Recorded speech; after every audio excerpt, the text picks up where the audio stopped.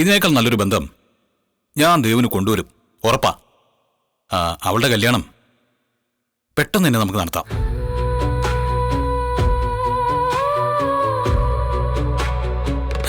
രേവതി, നമുക്കിറങ്ങിയാലോ? എനിക്കൊരു ട്രിപ്പുണ്ട്. ഞാൻ നിന്നെ വീട്ടിൽ വിട്ടിട്ട് അതുവഴി പോവാം. സച്ചേട്ടൻ വിട്ടോ, ഞാൻ കുറച്ച് കഴിഞ്ഞ് പൊയ്ക്കോളാം. അപ്പൊ ശരി, ഞാൻ ഇറങ്ങട്ടെ. ശരി അമ്മേ.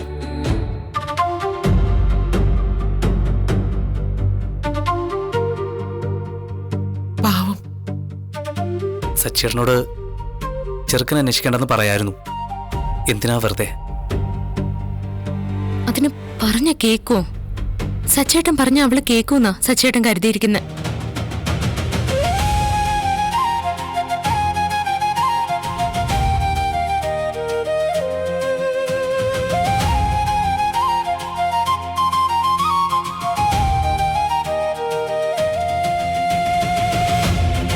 അമ്മ, എത്രയും പെട്ടെന്ന് ഈ കാര്യത്തിലൊരു തീരുമാനം എടുക്കണം. അവളുടെ കല്യാണം ഉടനെ നടത്തണം. എനിക്ക് ആഗ്രഹമില്ലഞ്ഞിട്ടാണോ? അവളിപ്പോ ആരോടും അങ്ങനെ സംസാരിക്കാറില്ല. എപ്പോഴും തനിയെ ഇരിക്കും. ഭക്ഷണോ ഉറക്കോ ഒന്നും നേരാമണ്ണോ ഇല്ല. അവളെ കാണുമ്പോ എനിക്ക് സങ്കടാവുക. അവൾ ആഗ്രഹിച്ച ആളെ തന്നെ അവള് കല്യാണം കഴിക്കട്ടെ അമ്മേ. അച്ഛനുണ്ടായിരുന്നെങ്കിൽ ഈ കല്യാണം സന്തോഷത്തോടെ നടത്തി കൊടുക്കുമായിരുന്നു. അവള് സന്തോഷത്തോടെ ജീവിക്കണം. ഈ കല്യാണം പെട്ടെന്ന് തന്നെ നടത്തണം. അങ്ങനെയൊക്കെ എന്റെയും മനസ്സില്. പക്ഷെ സച്ച് സമ്മതിക്കാതെ അതെങ്ങനെ നടത്തും?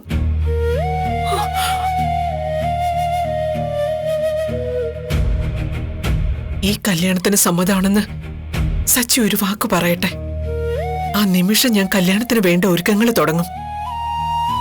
അമ്മ, ഞാൻ കുറെ സംസാരിച്ചു നോക്കിയതാ, ഒരു പ്രയോജനവും ഇല്ല. ഇനിയിപ്പോ എന്താ ചെയ്യാ? ദേവുവിനോടുള്ള സ്നേഹവും കരുതലും കൊണ്ടാ സച്ചി അങ്ങനെ ഒരു തീരുമാനം എടുത്തത്. അക്കാര്യത്തിൽ അവനെ കുറ്റം പറയാനും കഴിയില്ല.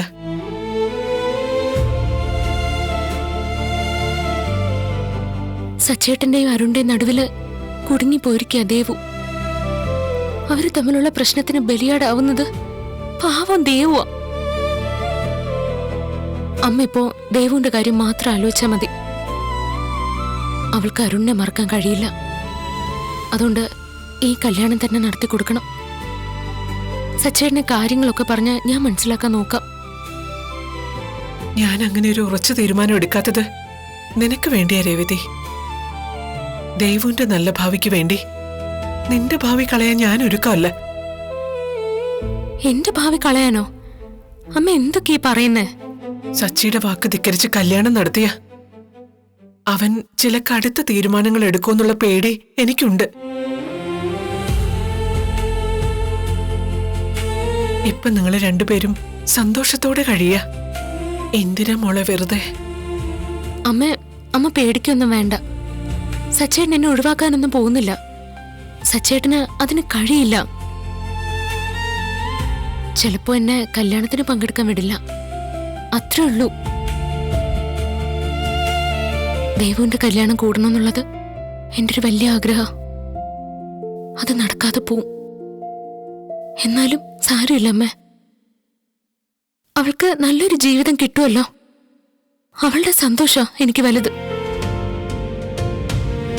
നിന്നെ ഒഴിവാക്കിയാലും ഇല്ലെങ്കിലും അവന്റെ സമ്മതമില്ലാതെ ഈ കല്യാണം നടത്തിയ നിങ്ങളുടെ ജീവിതത്തിൽ വലിയ വിള്ളലുകൾ ഉണ്ടാവും. ഇപ്പോഴുള്ള സന്തോഷം കെട്ടുപോകും. ഒരാൾക്ക് നല്ലൊരു ജീവിതം കൊടുക്കാൻ വേണ്ടി മറ്റൊരാളുടെ ജീവിതം ഞാൻ ഇല്ലാതാക്കില്ല. അതുകൊണ്ട് സച്ചിയുടെ സമ്മതമില്ലാതെ ഞാൻ ഈ കല്യാണം നടത്തില്ല. അവൻ സമ്മതിച്ച ഈ കല്യാണം നടക്കും, ഇല്ലെങ്കിൽ ഇല്ല.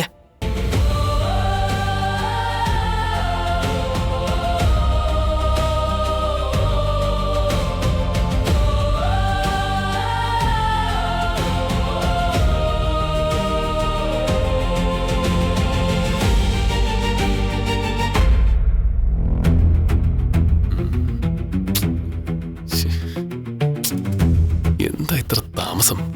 കുറെ സമയമായല്ലോ.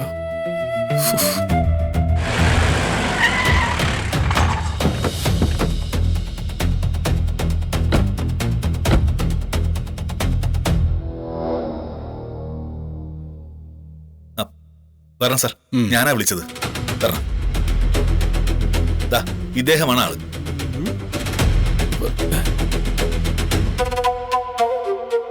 പണയം വെക്കാൻ സ്വർണ്ണമാണെന്ന് പറഞ്ഞ് കൊണ്ടുവന്നതാ. പരിശോധിച്ചപ്പോഴേ അത് സ്വർണ്ണമല്ല. അല്ലേ? മുക്കുകൊണ്ടാ, അതാ വിളിച്ചത്. അയ്യോ, മുക്കുമുണ്ടോ? എന്താ കേട്ടിട്ടില്ലേ? അല്ല സാറേ, ഇതോ സാറേ, ഇതാ സാർ. ഇത് തന്നെയാണോ? അതെ സാർ. എവിടെന്നാ കിട്ടിയത്? എന്റെ അമ്മ തന്നതാ. പക്ഷെ ഇത് മുക്കുപണ്ടാണോന്ന് എനിക്ക് അറിയില്ലായിരുന്നു. സാറെ, കള്ളം പറയുന്നത് കാശ് തട്ടിയെടുക്കാൻ വേണ്ടി അറിഞ്ഞോണ്ട് ചെയ്യുന്നതാ. അയ്യോ, അല്ല അല്ല സാർ, അല്ല, മുക്ക് വേണ്ടോണെന്ന് എനിക്ക് അറിയില്ലായിരുന്നു. സത്യമായിട്ടും എനിക്ക് അറിയില്ല. ഞാൻ മനഃപൂർവ്വം ചെയ്തതല്ല. ഇത് എന്റെ അമ്മയ്ക്ക് കിട്ടിയ ഒരു ഗിഫ്റ്റാ. സത്യം പറയടാ. ഞാൻ സത്യമാ പറയുന്നത്. ഞാൻ മനഃപൂർവ്വം ചെയ്തതല്ല. സാർ പ്ലീസ് സാർ, സാർ ഞാൻ പറയുന്നൊന്ന് വിശ്വസിക്ക്. ഞാൻ ആരെയും ചതിക്കാൻ വേണ്ടി ഇങ്ങനെയൊന്നും ചെയ്യുന്ന ഒരാളല്ല. ഞാൻ നിങ്ങൾ കരുതുന്ന പോലെ അങ്ങനെ ഒരാളല്ല. നിന്റെ പേരെന്തായിരുന്നു? സുധി. ആ, സുധി. ഇവര് നിനക്കെതിരെ പരാതി വന്നിട്ടുണ്ട്. നിങ്ങൾ കൊണ്ടുവന്നത് മുക്കുപണ്ടമാണെന്ന് സ്ഥിരീകരിച്ചിട്ടുണ്ട്. നിയമ നടപടി അനുസരിച്ച് മുന്നോട്ട് പോകുക തന്നെ വേണം. സാർ, സത്യത്തിൽ എനിക്ക് അറിയില്ലായിരുന്നു. സുധി, അന്വേഷണത്തിന്റെ ഭാഗമായി എൻ്റെ കൂടെ സ്റ്റേഷനിലേക്ക് വരണം. സാർ, ഞാൻ തെറ്റൊന്നും ചെയ്തിട്ടില്ല. അല്ല, മനഃപൂർവ്വം പണം തട്ടിയെടുക്കാൻ വേണ്ടി ഞാൻ ചെയ്തതല്ല. അതൊക്കെ അന്വേഷണത്തിലൂടെ വ്യക്തമാക്കേണ്ടതാ. നിങ്ങൾ തൽക്കാലം എന്നോട് സഹകരിച്ചാൽ മതിയാവും. അയ്യോ സാർ, അതിനകത്ത് പിടിച്ചോണ്ട് വാ. ഞാൻ മനഃപൂർവ്വം ചെയ്തല്ല സാർ. എനിക്ക് അറിയില്ലായിരുന്നു സാർ. ഞാൻ പറയട്ടെ സാർ, എനിക്ക് അറിയില്ലായിരുന്നു. എന്റെ അമ്മയ്ക്ക് കിട്ടിയ ഗിഫ്റ്റ് അത്. പേരും കള്ളൻ. എനിക്ക് തന്നതാ. ഇവനൊക്കെ ജയിലിൽ കിടക്കട്ടെ.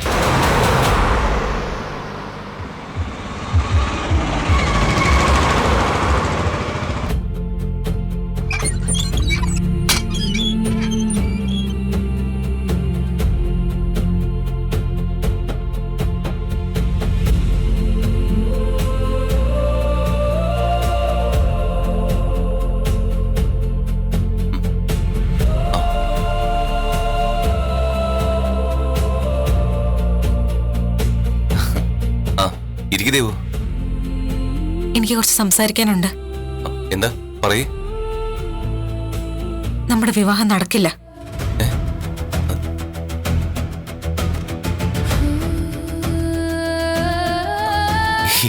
നടക്കില്ലെന്നോ? നീ എന്താ ഈ പറയുന്നത്? സച്ചേട്ടന്റെ സമ്മതം ഇല്ലാതെ ഈ കല്യാണം നടക്കില്ല. സച്ചേട്ടൻ മാത്രല്ല, എന്റെ അമ്മയും അങ്ങനെ തന്നെയാ പറയുന്നത്. അല്ല, ഒന്നിച്ച് ജീവിക്കേണ്ടത് നമ്മളല്ലേ? തീരുമാനം എടുക്കേണ്ടത് നീയാ, അല്ലാതെ അവരൊന്നുമല്ല. ഞാൻ ഒറ്റയ്ക്കൊരു തീരുമാനം എടുക്കില്ല.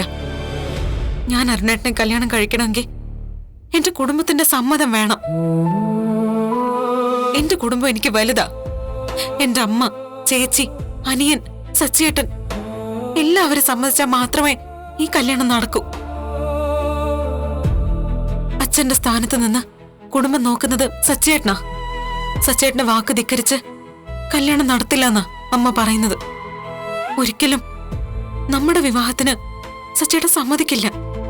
അതുകൊണ്ട് തന്നെ നമ്മുടെ വിവാഹം നടക്കില്ല. നടക്കില്ലെന്നോ? അപ്പോ നമ്മുടെ സ്നേഹം, ഇഷ്ടം അതൊക്കെ മറന്നേക്ക്. നമ്മൾ ഒരുമിച്ച് കണ്ട സ്വപ്നങ്ങളെല്ലാം ഇങ്ങനെ ഒരു വാക്കിൽ അവസാനിപ്പിക്കാനാവോ നിനക്ക്? അവസാനിപ്പിക്കണം. അരുണേട്ടൻ എന്നെ ഓർത്ത് വിഷമിക്കരുത്. സന്തോഷത്തോടെ കഴിയണം. എന്റെ ചേച്ചിയും സച്ചേട്ടനും ഇപ്പൊ സന്തോഷത്തോടെയാ ജീവിക്കുന്നത്.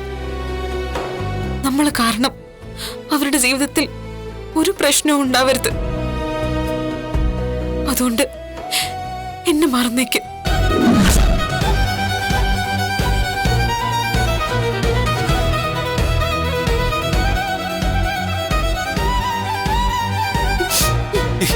ദേവു, എനിക്ക് നിന്നെ അങ്ങനെ മറക്കാൻ പറ്റില്ല.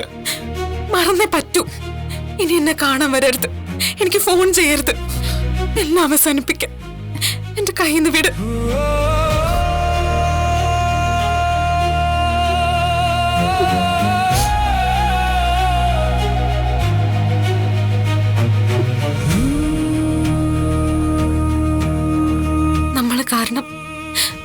ആരുടെയും ജീവിതം നശിക്കരുത്.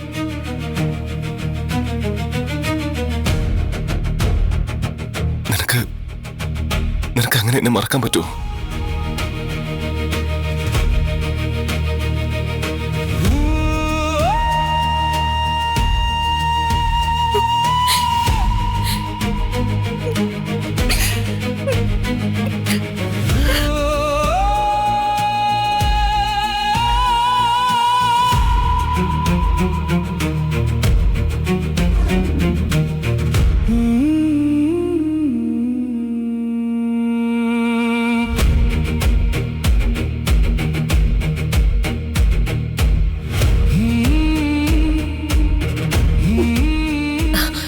അല്ല, മോൾ എപ്പോഴാ വന്നത്?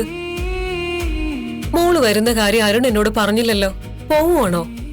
കുറച്ച് കഴിഞ്ഞിട്ട് പോവാം. നീ വാ, അമ്മയ്ക്ക് സംസാരിക്കാനുണ്ട്.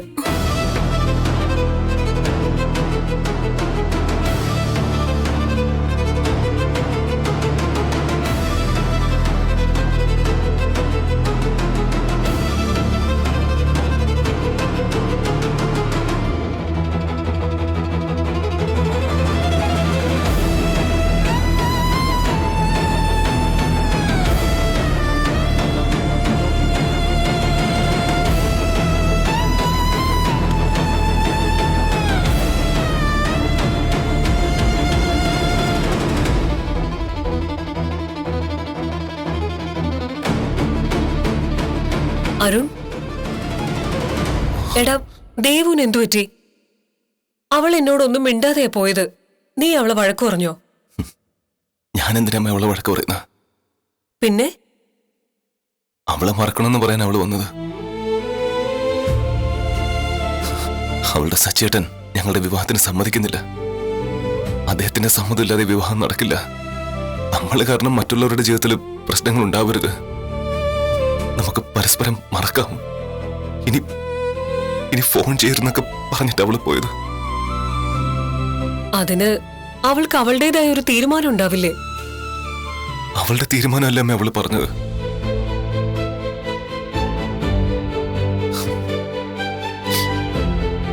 എടാ, നീ വിഷമിക്കാതെ. ഞാൻ അവളെ കണ്ട് സംസാരിക്കാം. വേണ്ടമ്മേ, അവളെ മറക്കണമെന്ന് പറഞ്ഞല്ലോ. പിന്നെന്തിനാ നമ്മള്? വിട്ടേക്ക്.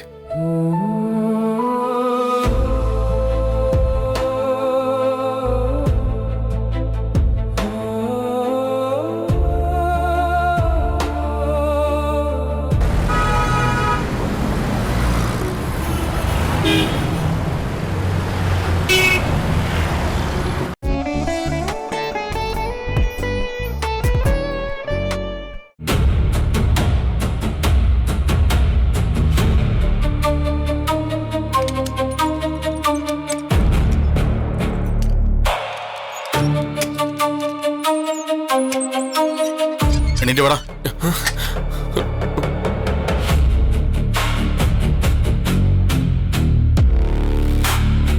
സാർ,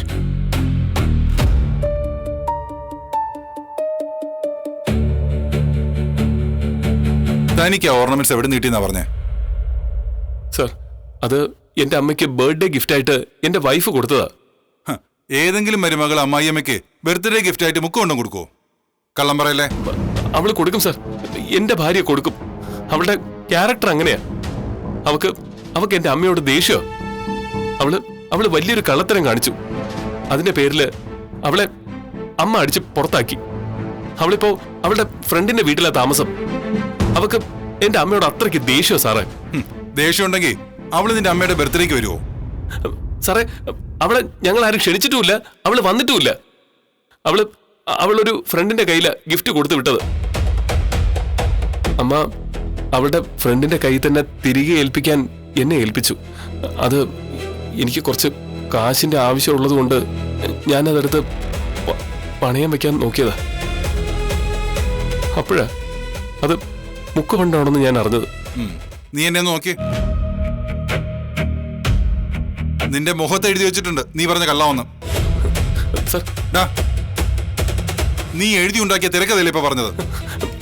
സാർ എന്നെ വിശ്വസിക്കണം, ഞാൻ സത്യമാ പറഞ്ഞത്, കള്ളമല്ല. ഞാൻ അറിഞ്ഞുകൊണ്ട് ഒരിക്കലും അങ്ങനെ ചെയ്യില്ല. മുക്കുപണ്ടം പണയം വെക്കാൻ കൊണ്ടുപോയാൽ പിടിക്കപ്പെടുമെന്ന് എനിക്കറിയില്ലേ? എനിക്ക് ജയിലിൽ പോവേണ്ടി വരും. അത് എന്റെ ബിസിനസിനെ ബാധിക്കും. ഇതൊന്നും അറിയാത്ത മണ്ടനാണോ ഞാൻ? ഒന്നും അല്ലെങ്കിലും ഒരു വലിയ ഹോം അപ്ലയൻസസ് ഷോറൂമിന്റെ ഓണറാണ് ഞാൻ. മാത്രമല്ല എനിക്ക് നല്ല വിദ്യാഭ്യാസമുണ്ട്. സാറിനറിയോ, എനിക്ക് 7 ഡിഗ്രി ഉണ്ട്. ഇങ്ങോട്ട് വേണം. സാർ 7 ഡിഗ്രിയുള്ള നീ എന്തിനാ ഈ പണിക്കിറങ്ങിയേ? സാറേ, ഞാൻ പറഞ്ഞില്ലേ, ഞാൻ മനഃപൂർവ്വം ചെയ്തതല്ല. സാറേ, സാറും കണ്ടതല്ലേ, ഒറ്റ നോട്ടത്തില് ആ മാല സ്വർണം പോലെയല്ലേ ഇരിക്കുന്നത്. രാത്രിയാ അവൾ ഈ ഗിഫ്റ്റ് തന്നത്. ആ സമയത്ത് ഞങ്ങൾ ആരും അതത്ര കൂടുതൽ ശ്രദ്ധിച്ചില്ല. ശ്രദ്ധിച്ചായിരുന്നെങ്കിൽ ഞങ്ങളത് മുക്കുപണ്ടമാണെന്ന് തിരിച്ചറിഞ്ഞേനെ. ശരി, രാത്രി നീ ശ്രദ്ധിച്ചില്ല, അത് പോട്ടെ. പകലല്ലേ നീ അത് ബാങ്ക് കൊണ്ട് പണയം വെച്ചത്? അപ്പൊ മനസ്സിലായില്ല അത് മുക്കുകൊണ്ടാണെന്ന്? ഇല്ല സാർ, ബാങ്കിൽ വന്ന് സാർ എന്നെ അറസ്റ്റ് ചെയ്യാൻ നോക്കുമ്പോഴാ എനിക്ക് മനസ്സിലായത് അത് മുക്കുപണ്ടമാണെന്ന്. നിനക്ക് 7 ഡിഗ്രി ഉണ്ടെന്നല്ലേ പറഞ്ഞേ? ഡോ, നിനക്ക് മുക്കുകൊണ്ട് സ്വർണം തിരിച്ചറിയാൻ ബുദ്ധിയില്ലേ?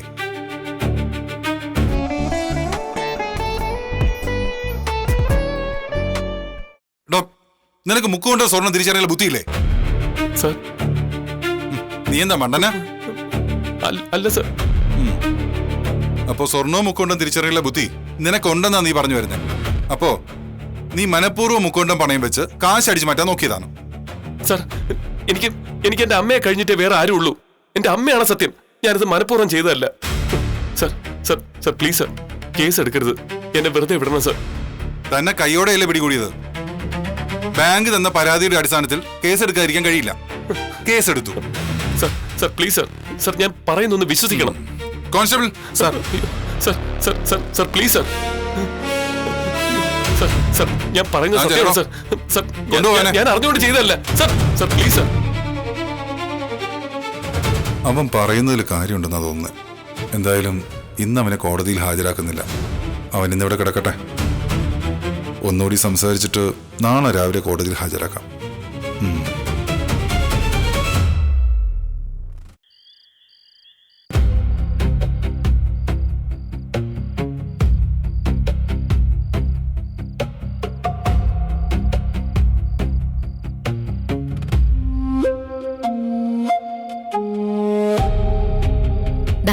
കഴിക്കും.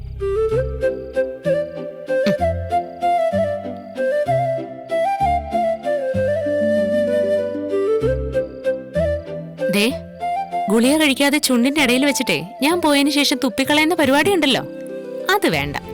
ഗുളിക കഴിക്കണം.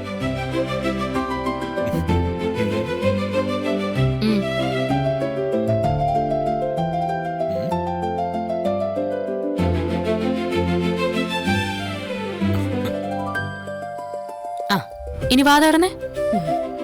ആ ആ കഴിച്ചിട്ടുണ്ട്.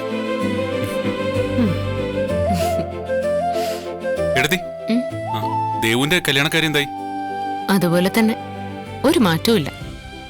സച്ചിയേട്ടൻ സമ്മതിക്കുന്നില്ല.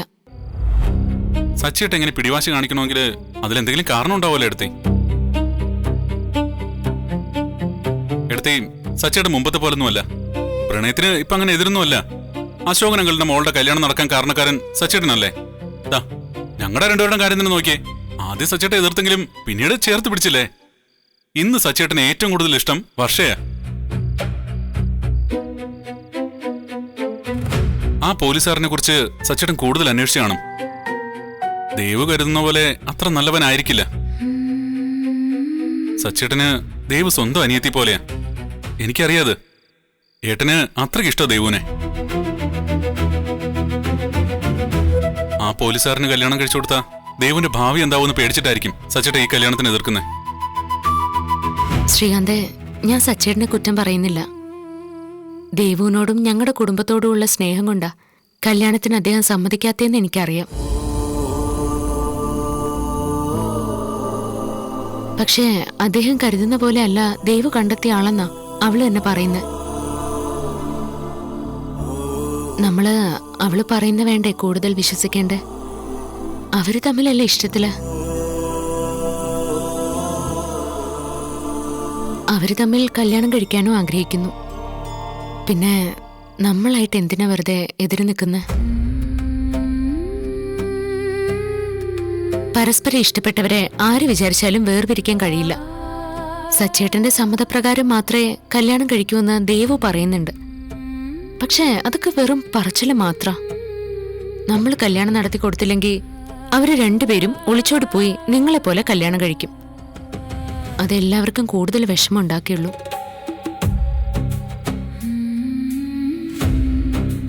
അതുകൊണ്ടാ കല്യാണം നടത്തി കൊടുക്കാൻ ഞാൻ പറയുന്നത്. ദേവുവിന്റെ ഭാവി പോവും, ജീവിതം പോവും എന്നൊക്കെ പറഞ്ഞ് സച്ചേട്ടൻ സമ്മതിക്കുന്നില്ല.